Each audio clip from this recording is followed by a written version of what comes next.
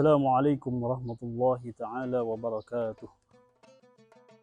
الحمد لله الذي أنعم علينا بنعمة الإيمان والإسلام، الذي فرض علينا بالصيام في شهر رمضان، الذي أنزل فيه القرآن هدى للناس وبينات من الهدى والفرقان.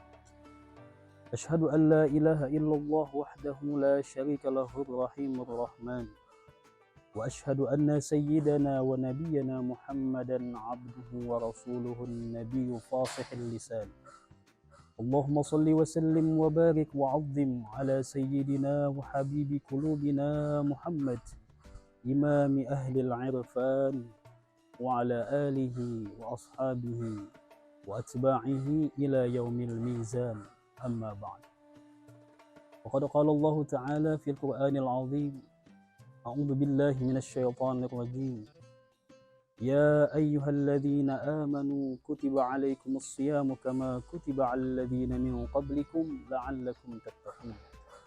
وقال حبيبنا صلى الله عليه وسلم: من صام رمضان إيمانا واحتسابا غفر له ما تقدم من ذنبه. صدق الله العظيم وصدق رسوله النبي الكريم، ونحن على ذلك من الsyahidin wasyakirin walhamdulillahi rabbil alamin. Para pemirsa yang dirahmati Allah Subhanahu wa taala, lagi dan lagi kita bersyukur kepada Allah Subhanahu wa taala, yang mana Allah Subhanahu wa taala telah memberikan nikmat kepada kita, berbagai karunia serta hidayah, taufik, kemurahannya, sehingga kita dapat kembali pada tahun ini bertemu dan berjumpa lagi dengan bulan suci Ramadan, menikmati indahnya bulan suci Ramadan, bulan yang sangat penuh dengan ampunan Allah Subhanahu wa taala. Para pemirsa yang dirahmati oleh Allah Subhanahu wa taala, di dalam hadis Nabi sallallahu alaihi wasallam bersabda, "Al-jannatu mushtaqatun ila arba'ati nafarin." Surga itu sangat merindukan kepada 4 golongan manusia. Yang pertama adalah talil Quran, orang yang gemar membaca Al-Quran. Para pemirsa yang dirahmati oleh Allah Subhanahu wa taala, tentunya kita pada bulan suci Ramadan ini berlomba-lomba dalam hal segala kebaikan. Salah satunya dengan ibadah, yaitu membaca Al-Quran. Surga sangat merindukan orang-orang yang suka membaca Al-Quran siang dan malam, dan dimanapun ada waktu yang kosong, maka alangkah baiknya kita gunakan untuk membaca Al-Quran, di mana di dalam hadis Nabi sabdakan, "Iqra'ul Quran fa innahu ya'ti yaumal qiyamah syafi'an li ashabi." Bacalah Al-Quran karena bahwasanya Al-Quran akan datang pada hari kiamat memberi syafaat bagi orang yang gemar membacanya.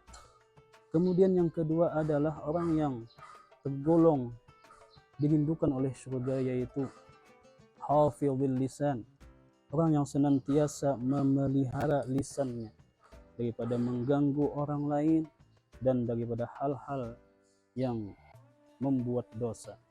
Di antaranya yaitu adalah ghibah. Ghibah adalah suatu hal, suatu dosa yang sangat besar dosanya dan merugikan orang lain, di mana disebutkan bahwasanya 1 kali kita menggibah seseorang, maka 70 salat kita yang diterima itu akan diberikan kepada orang yang kita gibah itu sendiri. Kemudian yang ketiga, golongan orang yang dirindukan oleh surga adalah mut'imil ji'an, yaitu orang yang suka memberi makan orang yang lapar.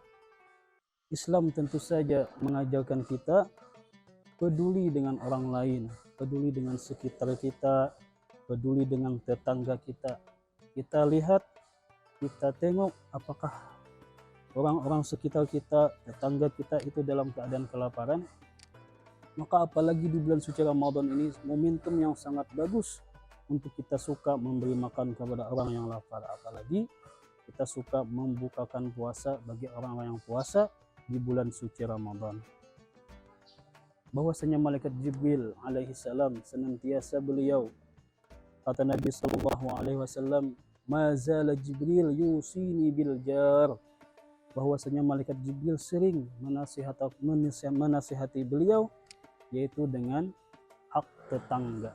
Apakah tetangga kita kelaparan atau bagaimana, maka kita seyogianya lah memperhatikan tetangga-tetangga kita dan orang-orang sekitar kita.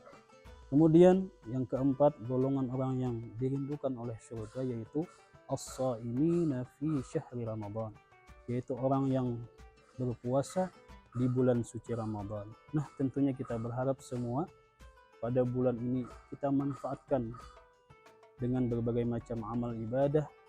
Puasa kita diperhatikan, kemudian sholat tarawih kita, qiyamul lail kita, tilawatil Quran kita. Semoga-moga Allah Subhanahu wa taala berkenan menerimanya dengan sempurna. Amin amin ya rabbal alamin.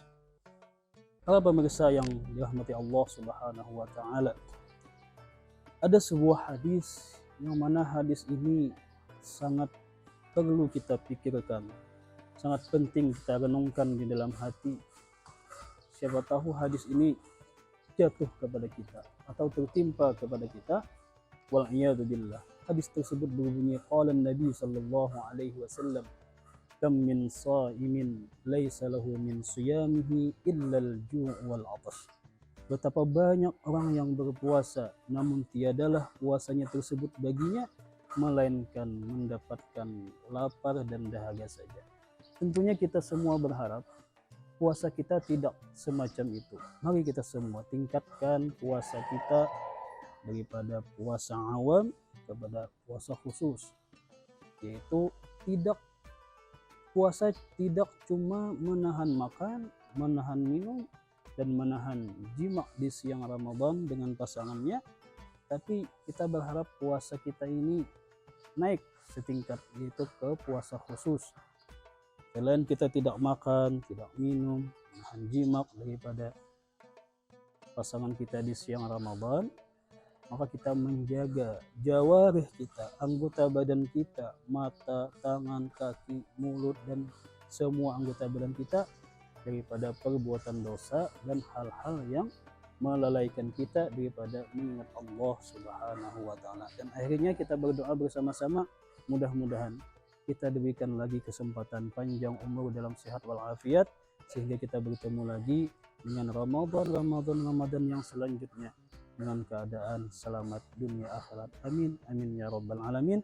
Dan tidak lupa kita berharap amal ibadah kita di bulan Ramadan yang suci ini, yang penuh ampunan ini, diterima oleh Allah Subhanahu wa taala dengan sesempurna mungkin. Amin ya rabbal alamin.